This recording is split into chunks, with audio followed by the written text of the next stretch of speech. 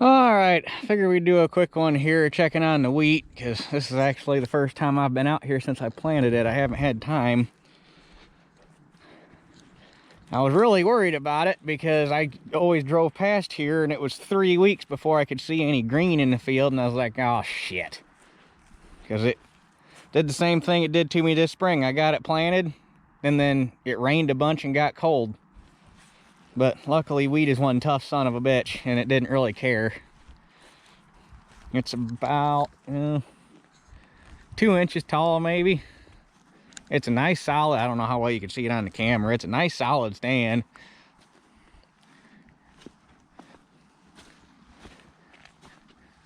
Even up here on the clay knobs where I had trouble getting beans to come up, it came up really nice. The backfield is, yeah, you could definitely see that in the video because of the color contrast of the ground, but the backfield looks beautiful. That is a really nice stand of wheat. But it's just a little guy. Wish we'd had a little more time to get it out of the ground. It would have been nice to have got it planted about a week and a half earlier, but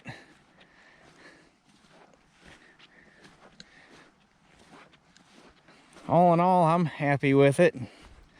I came out here after I planted it and I pulled soil samples, so I need to get those sent in.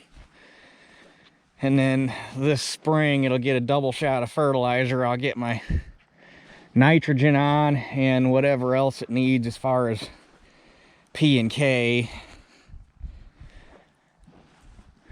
That is a really nice, beautiful stand of wheat. I tell you what, I am really happy with that. I just wish it was a little taller, but I think we'll be just fine. And now that it's rained, you can see all the damn rocks. There, everywhere.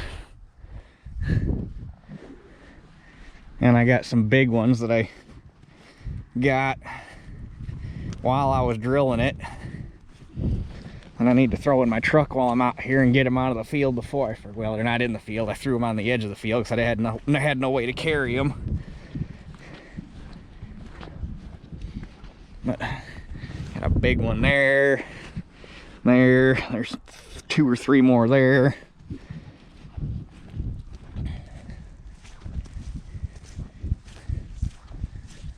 Oh yeah, wheat is looking pretty darn good.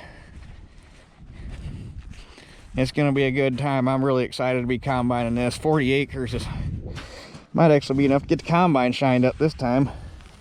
This is some sticky shit. The stuff I did, the 20 acres I ran this summer, just about the time you got the combine set and running good, you were done. It's like, well, that was fun while it lasted. And you're all sad because you got nothing more to combine for another 3 months. So I will also take this opportunity to kind of talk about what we're going to have going this winter. The 1800 has to come in,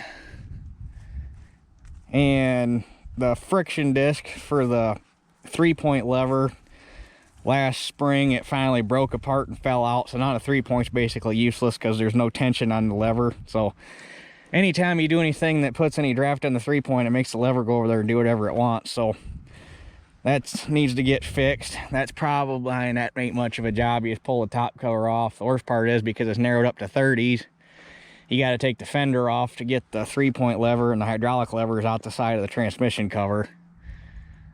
So, but that won't be much more than a day. If I can get started on it, that won't even be a full day project. You're probably only looking at 3-4 hours maybe to do that, as long as there's nothing else wrong, which there shouldn't be. Well, the 1800's got to come in. The 1600's got to come in at some point because the 3-point on it is screwed up. Thought we had it fixed. It did it once last spring, or no, last fall. It did it to me and brought it in. Thought we had the problem solved, fixed it, and then I think it was this spring it did it to me again. So got to do that, and then while I got that apart, it's getting the friction disc put in the 3-point lever because it's probably in about the same shape. So I got to do that. The 1955's got to come in, and I got to pull a fuel tank out of it to replace a hydraulic line for the steering that I blew this last spring that we just put a band-aid on to get through. Want to get that fixed. Might try to get the hood fixed, and probably gonna try to rebuild the front axle. I gotta find a right hand spindle for it, which is hard for those underslung front axles because they use a different spindle than the normal ones, or than the regular wide fronts. At least they got different part numbers. So the 1955's got to come in and have that done to it, and I got to, now that we ran it a little bit, I got to double check and see if the damn shift rail on the PTO is still screwed up, or if I can get it to shift into from 540 to 1000. If not, I got to pull the PTO back off and figure out what's wrong there, which that ain't no big deal. You can have the PTO off that thing in 30 minutes. So there's that.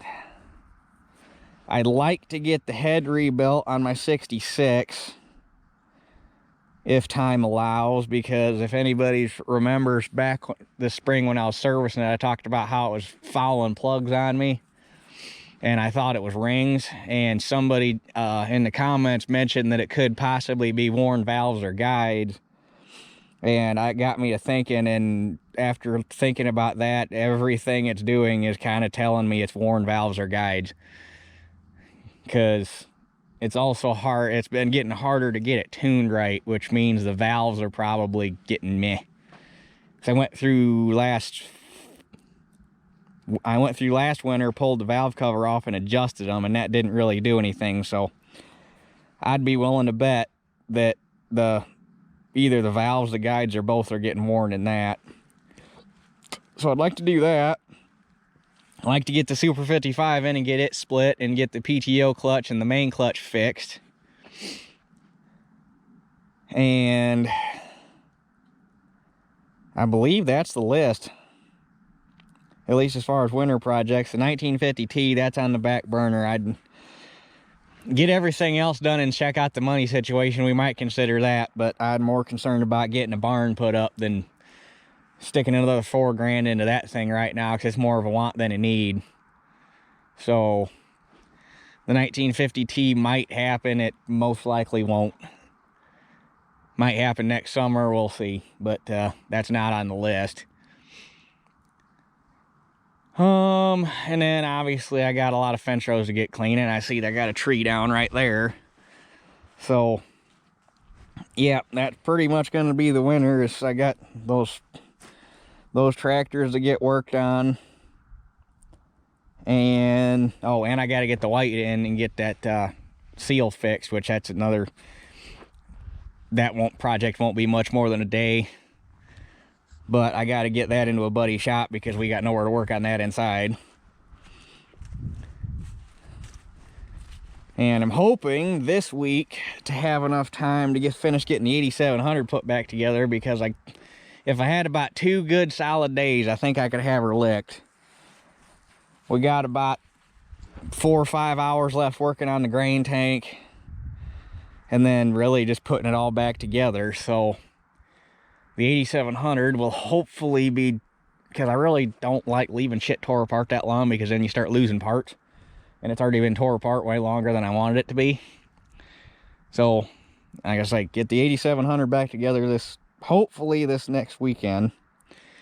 And the beginning of this week, I'm gonna focus on, I got to get my grain truck washed, I got to get both combines cleaned up, and I got to get the barn rearranged to get the combines back in their hole. Excuse me. That way the white's out where I can work on it. And yeah, other than that, this week I got a couple projects around my house that have been getting neglected because of harvest, so I got to get that done this week too. So anyhow, because of the holiday, I think I'm gonna go ahead and just take the week off for making videos, just so I can focus on getting stuff done, because I really, since I got this week off, I really got to get shit done. I got to get both combines cleaned up. I got to get stuff done around my house. And if I work on the 8700, I'll video that. But as far as like cleaning stuff up and basically doing all the chore stuff I got to get done, I like I say, it's the holiday. I just want to focus on getting stuff done and not have to worry about making videos. So this will probably be the last one you get, at least till the end of the week. So on that note, I think I pretty much covered everything I wanted to. Fence rows, projects. Yeah, I can't think of anything else I needed to get covered. I guess as far as projects that are going to happen this spring, I need to get new shovels put on the soil finisher. My 3-point field cultivator is getting all new shovels put on it. 575 plow, after I can't believe it, I've plowed 75 acres with that thing this year since I got it put back together. And now the points are shot, the coulter bearings are going out, which I kind of expected, because when I went through it they were kind of meh when I put it back together, but I wanted to run it first. So I need to get points on it, which I have. Coulter bearings, and need to go through the lift mechanism on the tail wheel and put some bushings in it because it's all slopped out. So